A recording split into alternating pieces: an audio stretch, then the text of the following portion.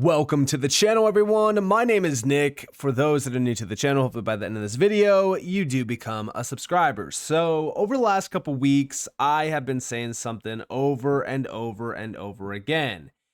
And what is that? It's a very repetitive, quote, and it's called "The floodgates are opening." It's something that I've been saying, and it's something that I have been repeating ever since, if we go all the way back to pretty much the election, when we started to see a big shift in the scenery around crypto regulations and the adoption and acceptance of crypto in the US. From that point on, we started to see some pretty big moves being made. Number one was SAB 121 being repealed, followed by the Fed confirming that banks can, do whatever they really want with crypto, essentially. So that was two big things that we heard. And SAB 121 definitely was a massive one.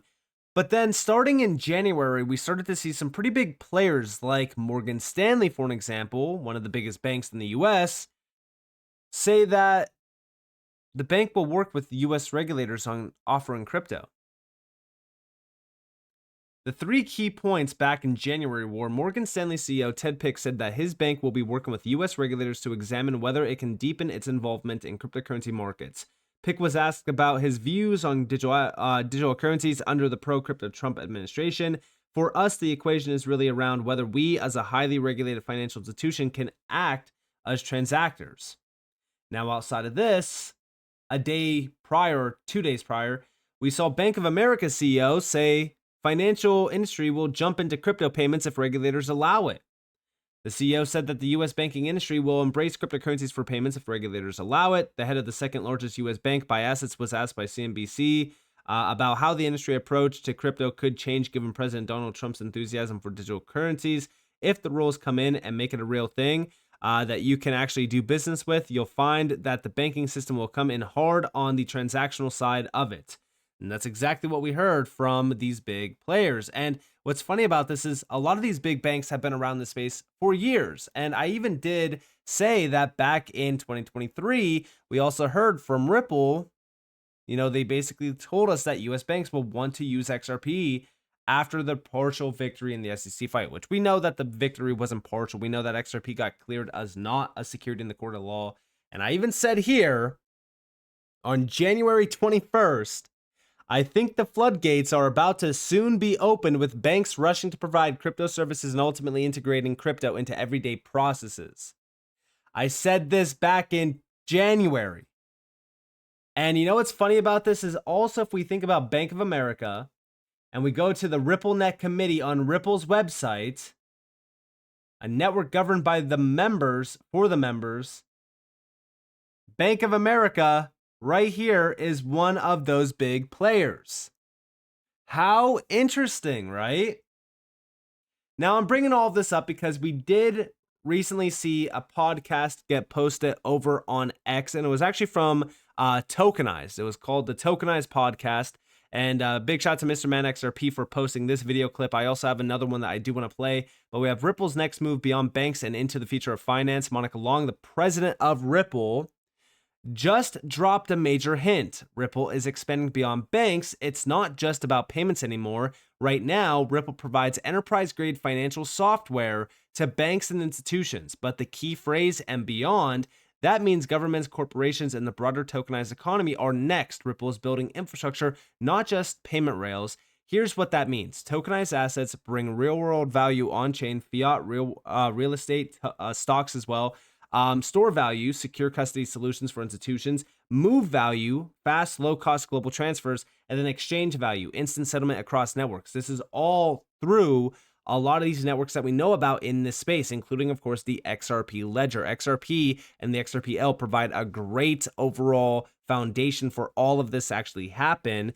And we also have, this isn't just cross-border payments anymore. Ripple is setting up to power the future of the tokenized financial system. Check this out. Why don't we start, Monica, by explaining what is Ripple in 2025? Because you probably get that a lot, but you do a lot these days. So help me understand, what is Ripple today? What is XRP, the ledger? How does all of this separate? Yeah, happy to. So you called out Ripple's a 12-year-old company. So I haven't been there for the entirety of the time, but it is one of the OGs in the crypto blockchain space. I'd say there's been chapters to the story. So very fair to say in 2025, where are we in the novel? What's been consistent since the very beginning is, and I think that's why this is the reason a lot of us are in this space, is Ripple as a company and team of people, we've always had this foundational belief blockchain is the future financial rail. It's the thing that's going to modernize the financial system and make lots of activity, transactions of many different things a lot more efficient and will spawn new use cases. So I would say Ripple, present day, we are contributing to that industry wide vision for the future in two ways. One is a set of software that we provide to primarily financial institutions now. I would say it's enterprise ready though, so it could be beyond that in the future.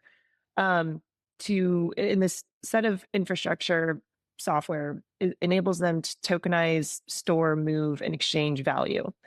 And so that includes, our primary use case around payments. We can talk more about that. It includes digital asset custody.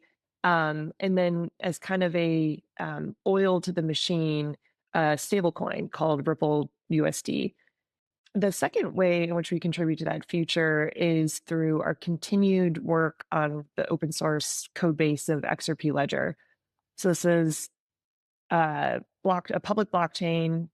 I believe it was the first alt chain to Bitcoin. I know Litecoin launched within, I think, a couple weeks of XRP Ledger. So I don't know which one was first, but it was definitely the first alt chain to launch with a novel consensus mechanism because it didn't use proof of work. And so we continue to contribute code to that blockchain, and then we also, support other developers building on it. So that's through, grants programs and developer toolkits and that kind of thing. Now, again, as we do start to look at the world of tokenization and specifically we look at stablecoins, a lot of people still overlook the idea of what stablecoins actually are, which I've always said they're, tokenized fiat. This is an introduction into the tokenized financial system, essentially, which we know everything is moving on chain anyways. This is exactly how you get that. You have that underlying overall foundation where you have the opportunity to tokenize, store, move, exchange, even borrow against, open up worlds of, additional revenue opportunities. That's all through DeFi as well, which is why institutional DeFi is becoming a big deal as well. All of this is being accelerated and ultimately, I would say made possible by players like Ripple, for an example. Now, outside of this, how do we get to the whole point of floodgates opening? Well, Monica Long specifically said this. She said the floodgates are open for banks and traditional financial institutions to embrace tokenization in the US, and Ripple is ready to help lead this sea change. This is a big, big statement from the president of Ripple. And when we think about that, right, I'm going to play the clip here in a second over here. I have it already queued up. Again, this is from Tokenized Podcast. This is actually presented by Bank or BVNK. And what's interesting about this company is that this is a company that's fully focused on enterprise grade payments infrastructure for stablecoins. And if we scroll down, okay, we could see all of the big banks tied to this company. You have Clearbank, BBVA, Barclays as well, Santander. I mean, guys, these are big players, and this is like one of the biggest companies out there for banking infrastructure for the digital world. And it's funny because they have Ripple on this podcast, and I wonder why, right? Well, it's because BVNK has always been tied back to Ripple for a while now. And at the end of the day, they're focused on the same exact, vision here. They're focused on the same mission. But check out this clip here because this is very important because again, this is from Monica Long from Ripple. It feels like the floodgates are going to open this year, Mm. doesn't it? I mean, so within the past week, a couple weeks, so SAB 121 being called back or rolled back, And I mean, within it felt like minutes, you hear from CEOs like Bank of America saying we're all in. And these are institutions that I mean, Bank of America was one of our early partners when we were doing kind of like the messaging software only payment solution. So we've worked with these types of banks for a long time, and the lack of clarity, and I mean, I think in the more recent time, even hostility toward, hey, like, using these assets and this technology is not okay. It's dangerous, which is not the best way to handle it, as we would say. But looking forward, I would say, yes, it seems like there's going to be a sea change this year. Um, and even I could say post November, the election, the US election result, even just the ongoing conversations we've had with banks around being reserve bank or transaction banking partners for the stablecoin or for our payments business, like the tone and message changed overnight. Like it was quick. The signaling is really powerful, isn't it? Like, So again, you could clearly see, even from her perspective, right? Like, obviously we've been talking about it for a while now, ever since the election as well. We've witnessed the big change. We've witnessed the, shift from the whole anti-crypto idea in the US to now a completely different environment. But it wasn't just around the US, it was a global shift. I mean, we had Mika go live at the end of 2024, which also accelerated a lot of adoption in the Europe region, but also even the UK, Australia, all of these areas around the world want to embrace this technology. And again, a lot of the banks in those areas also want to as well, because they understand that this tech is not disappearing. In fact, it's always been by plan. ISO 20022 is not something new, right? It came out in 2004. It's being adopted now. ISO 20022 harmonizes and ultimately, defragments the data around messaging for financial, use cases. But it also opens up a door to adopt and utilize this new technology that is extremely efficient, more efficient than anything that we actually have right now for finance. And even the banks with ISO 20022, with the mandated adoption of it, it also, for the first time in history, it also mandates the banks to upgrade their systems, upgrade the tech stack behind them. And the best way to do that is through API plug and play technology, which also is offered by a lot of these players in the space, like Ripple. Hedera also offers this. I mean, it makes so much sense. Every single big player, and I'm talking about financial organizations, the IMF, the World Economic Forum, the BIS, all of them. What are they talking about? They're talking about tokenization. They're talking about bringing everything on chain. They're talking about how efficient DLT is. They talk about how we must digitize now. Now is the time. If banks fail to digitize, if banks, fail to move forward with this tech, they will fall behind and eventually die. Like, when we hear these things, it's not just for like, the shock value. No, it's actually happening. These organizations are telling us this. I understand that it gets frustrating looking at the price chart every single day, but guys, I want you to understand how early we actually are with this, massive technological revolution. It's already here. It's already happening. It's already, being adopted. It's already starting to get to that point where we don't have to worry anymore, because the regulatory side of things is now being solved.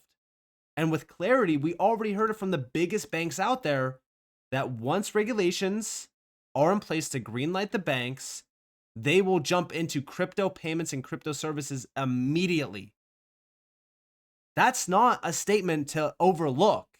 And I wanted to bring these back up because we're now hearing from the president of Ripple telling us that the floodgates are open for banks and TradFi to embrace not just tokenization, but this is everything around tokenization, which means, storing the value, moving the value, exchanging the value, and even offering yield on that value through institutional DeFi, which we know is becoming a big deal right now. And Ripple is pushing that on the XRP ledger. So as you guys can really look at this, you could view it as, all right, it's just words on paper until it actually happens, or you could take from this and learn what's actually going on behind the scenes and how close to the finish line we actually are getting. So with that being said, I hope that you guys enjoyed this video. If you guys did, definitely leave a like, subscribe, turn notifications on because more free content. You guys are more than welcome to follow me on Twitter and join the free Discord down in the description below. And with that being said, guys, it's been Nick. Thanks for watching. Peace out.